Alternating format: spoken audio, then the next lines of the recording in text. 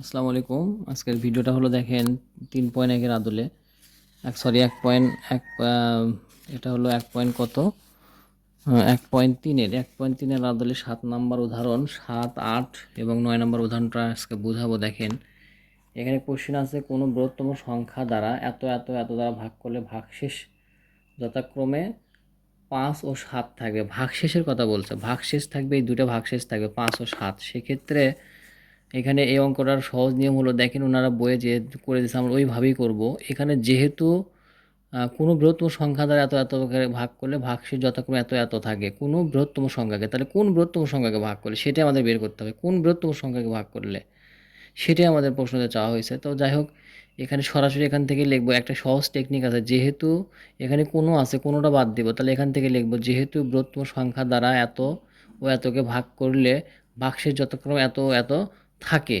যা লেখা আছে আমরা তাই লিখবো। এখানে কোনো কথাটা বাদ দিব, কোনো কথাটা বাদ দিয়ে এখান থেকে লিখবো, কোনো কথাটা এখান থেকে বাদ দিব, বাদ দিয়ে যেহেতুটা লাগাবো। এখানে যেহেতু লিখে এখানে যা আছে, এখানে যা আছে দেখেন বৃহত্তম সংখ্যা দ্বারা এত এত ভাগ করলে যথাক্রমে ভাগশেষ এত ও এত থাকে। কাজেই নির্ণীয় সংখ্যাটি হবে, কাজেই নির্ণীয় বৃহত্তম সংখ্যাটি হবে লিখলে ভালো হতো। কাজেই নির্ণীয় বৃহত্তম সংখ্যাটি হবে, এখানে আমরা কাজেই বৃহত্তম কথাটা লিখলে ভালো হতো। কাজেই নির্ণীয় বৃহত্তম সংখ্যাটি হবে, বৃহত্তম সংখ্যা হবে এই যে এটার সাথে এটা বিয়োগ করবেন। এখানে প্রথমে আছে এটা, এখানে প্রথমে আছে 365, এখানে আছে 5, তাহলে 365 থেকে 5 বিয়োগ বিয়োগ বা এই যে 463 থেকে 7 বিয়োগ করবেন। তাহলে এখানে 365 থেকে 5 বিয়োগ করলে হয় 360, আর 463 থেকে 7 বিয়োগ করলে হয় 456 এর গসাগু। তার মানে বৃহত্তম সংখ্যা যখন বলবে, এখানে বৃহত্তম কথাটা যখন বলবে তখন করতে হয় গসাগু। খেয়াল রাখবেন, যখন বৃহত্তম বলবে তখন করতে হবে গসাগু, সোজা কথা মনে রাখবেন।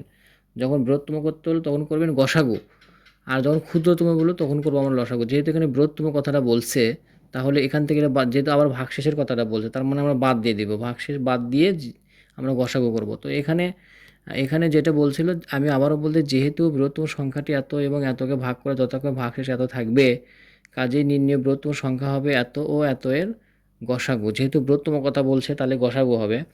তো এখন আমরা লিখতে পারি, এখন এখন হলো এখন এখন হলো আমরা লিখতে পারি, এখন এখন আমরা লিখব, এখন এই যে 365 যে বের হয়েছিল, 360 যে বের হয়েছিল, 360 দিয়ে আমরা এই যে মানে 456কে ভাগ করব। 360 দিয়ে 456কে ভাগ, তাহলে 360 দিয়ে 456কে ভাগ করলে একবার যায় প্রথমত, বিয়োগ করলে আছে 360, একবার দিলে ওটাই আসে 360। এখন 456 থেকে 360 বাদ দিলে থাকে 96, 96 360-এর মধ্যে 3 বার যায়, 3 বার দিলে 288, 288 আবার এখানে 360 থেকে 72 বিয়োগ করলে থাকে 96, 72 96-এর মধ্যে একবার যায়, এখানে বিয়োগ করলে থাকে 24, 3 24 এবং 72। এখানে এত এতর গসাগু হবে 24, কারণ 24 দিয়ে ভাগটা মিলে গেছে। তাহলে 24 দিয়ে যেহেতু ভাগটা মিলে গেছে, 24 দিয়ে যেহেতু ভাগটা মিলে গেছে, তাহলে এর এর গসাগু হবে এটাই হবে। তাহলে আমরা নির্ণয় নেব, নির্ণয় বৃহত্তম সংখ্যাটি এত। কিন্তু বিষয়টা হলো এখানে এখানে একটা জিনিস বোঝেন, এখানে কিন্তু এটা তো ভাগ করার পরে একবার এটাই আসে। আবার দেখেন এখানে হয়তো বলবেন তাহলে 96-কে ভাগ করবো কেন, কারণ এই পদ্ধতির অঙ্কটাই তাই। এখানে 96 যেটা বের হবে এটা আবার নতুন করে ভাজক, হ্যাঁ এটা নতুন করে ভাজক, আর এই যে ভাগ যেটা প্রথম ভাজক ছিল সেটা ভাজ্য হয়ে গেল। এইভাবে আমাদের ভাগ করে শেষ করতে হবে। আপনাদের মূলত প্রবলেম হবে এখানেই, এটা গসাগু করব না লসাগু করব। তাহলে যেহেতু বৃহত্তম কথাটা থাকলে আমরা গসাগু করব। আসেন নাম্বার 8-এ। 8 নাম্বারে কি বলছে, 8 নম্বরে বলছে কোনো বৃহত্তম সংখ্যা দ্বারা এত এবং এতকে ভাগ করলে ভাগশেষ থাকবে না। থাকবে না বলছে, এখানে কোনো ভাগশেষের কথা বলছে, কোনো ভাগশেষ থাকবে না তাই বলছে। যেহেতু এখানে বৃহত্তম কথা বলছে তাহলে এটাও গসাগু হবে। সিম্পলি লিখবো, 57, 93 ও 183 এর গসাগু। নির্ণয় বৃহত্তম সংখ্যাটি হবে তাই লিখবো, নির্ণয় বৃহত্তম সংখ্যাটি হবে এত এত এর গসাগু। তো আমরা এখানে মৌলিক গুণনীয়কের সাহায্য করছে, আপনারা ভাগ করেও করতে পারেন, এটা কিন্তু ভাগ করেও করা যাবে। তো যাই হোক, এটা যেহেতু গুণনীয়কের সাহায্য করছে, এটা কিভাবে করছে দেখেন, 57 3 বার যায়, 93 3 বার যায় এবং 3 দিয়ে 61-কেও এতবার যায়। এটা আমি বোর্ডে করাচ্ছি, দেখেন খেয়াল করেন, লক্ষ্য করেন, তাহলে বুঝতে পারবেন, ইজিলি বুঝতে পারবেন। তো এই অঙ্কটা খেয়াল করেন, এটা হলো দেখেন, এখানে হলো এখানে হলো এখানে 57 57 এর মানে গুণনীয়ক করি, নিয়োগ 57 এর গুণনীয়ক, এখানে 57 এর গুণনীয়ক কত হয় দেখেন, এখানে 57কে আমরা করি, এখানে 3 দিয়ে যদি দিই তাহলে 3 19 57 হয়, তাহলে 3 19 এবং এখন আমরা লিখব আগে যে রকমটা বুঝাইছিলাম 93 এর গুণনীয়ক আমরা সাইডে করে দেখি। 93কে যদি আমরা মানে 3 দিয়ে দিই, 93কে যদি দেখেন 93কে যদি 3 দিয়ে দিই, 93কে যদি 3 দিয়ে দিই, 3 তিরিকে 9, 3 একে 3 31 হয়, তাহলে এখানে হবে 3 31, 3 31, 3 31। এখন কত আছে 183, 183 এর গুণনীয়ক, 183 এর গুণনীয়ক দেখেন কত হয়, 183 আছে না, 183 এখানে 3 দিয়ে যায়, 3 6 18, 3 একে 3, তাহলে 3 61 এত হয়, তাহলে 3 61। এগুলো যেহেতু গুণনীয়ক আমার একই সংখ্যা, দেখেন এখানে গসাগু বলছে, একই সংখ্যা বারবার আছে, তো তাহলে আমরা এটা করতে পারি। তো এখানে আমরা লিখতে পারি অতএব 57 93 183 এর গসাগু 3, এটা আমরা লিখতে পারি, এর গসাগু 3, এটা আমরা লিখতে পারি। অথবা আমি বলছিলাম যে গসাগু মানে ভাগ প্রক্রিয়া করা যায়, ভাগ করেও করতে পারেন, ভাগ করলেও আপনার মিলে যাবে। যেমন আমি ভাগ করে দেখাচ্ছি, দেখেন এখানে যদি আমরা 57 দিয়ে যদি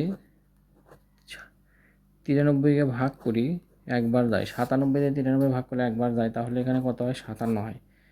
তাহলে 7 8 9 10 11 12 13, 7 6 13, হাতে পড়লো 1 6 66, কি হলো এটা 57, এটা হলো 7 8 9 10 11 12 13, 7 7 8 9 10 11 12 13, 6 হাতে পড়লো 1, তাহলে এখানে কত হলো 6, 6 এখানে হবে 3, হবে 3, তাহলে 3 এখানে 57 আবার একবার যায়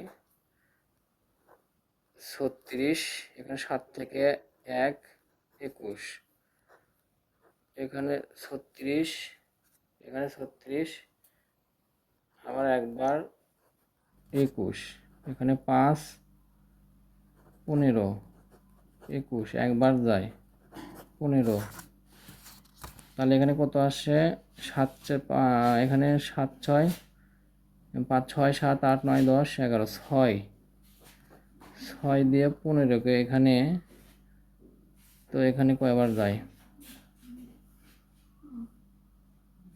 এখানে হচ্ছে আপনার যাবে হলো 6 দুগুণ 12, এই তো মিলে গেছে দেখেন, 3 দিয়ে 6 যায় 2 বার, 3 দুগুণ 6, এখানে দেখেন শেষ ভাজক হলো এটা, আমরা ভাগ করেও করতে পারি।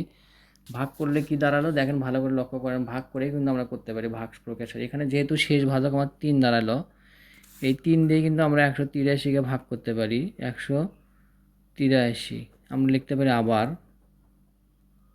আবার লিখতে পারি, তাহলে এখানে 3 6 18, এই 3 আসলো, 3 একে 3, অতএব শেষ ভাজক কিন্তু আমার 3। এরকম অঙ্ক আমরা কিন্তু একটা এর আগেও করেছিলাম, শেষ ভাজকের অঙ্ক, এরকম অঙ্কই পাবো। এখানে গসাগু মানে ভাগ করে অঙ্কটা করা যায়। আমি আপনাদেরকে মৌলিক গুণনীয়কের সাহায্যেও দেখালাম, বইয়ে আছে, এবং ভাগ প্রক্রিয়ার সাহায্যেও গসাগুটা দেখালাম আছে। দেখেন 57 দিয়ে 93কে ভাগ করলে একবার যাচ্ছে, তাহলে 57 হয়, 93তে 57 বাদ দিলে 36 হয়, 36 দিয়ে আমরা আবার এই 57কে ভাগ করব, একবার যাই, তাহলে 36 নিচে লিখলাম, একবার লিখলে যা আছে তাই, আবার 57 থেকে 36 বিয়োগ করলে 21, 21 দিয়ে 36-এর মধ্যে একবার যায়, আবার 36 থেকে 21 বাদ দিলে থাকে 15, 15 দিয়ে আমরা আবার 21কে ভাগ করছি, তাহলে আবার একবার যায়, তাহলে 21 থেকে 15 বাদ দিলে আমার 6 থাকে, 6 15-র মধ্যে 2 বার যায়, 6 দুগুণ 12, 15তে 6 বাদ দিয়ে 2, 15তে 12 বাদ দিলে থাকে 3, 3 দিয়ে 6কে ভাগ করে কিন্তু 2 বার যায়। এখন যেহেতু এখানে শেষ ভাজক আমার 3 বাড়ালো, 3 দিয়ে কিন্তু 183কে ভাগ করলে 61 বার যায়, যেমনটা আমি আগে বুঝাইছিলাম। আমার মনে হয় এই অঙ্কটা খুবই ভালোভাবে বুঝবেন ইনশাআল্লাহ। আসসালামু আলাইকুম, সবাই ভালো থাকবেন, নেক্সট ভিডিও পরে পাবেন।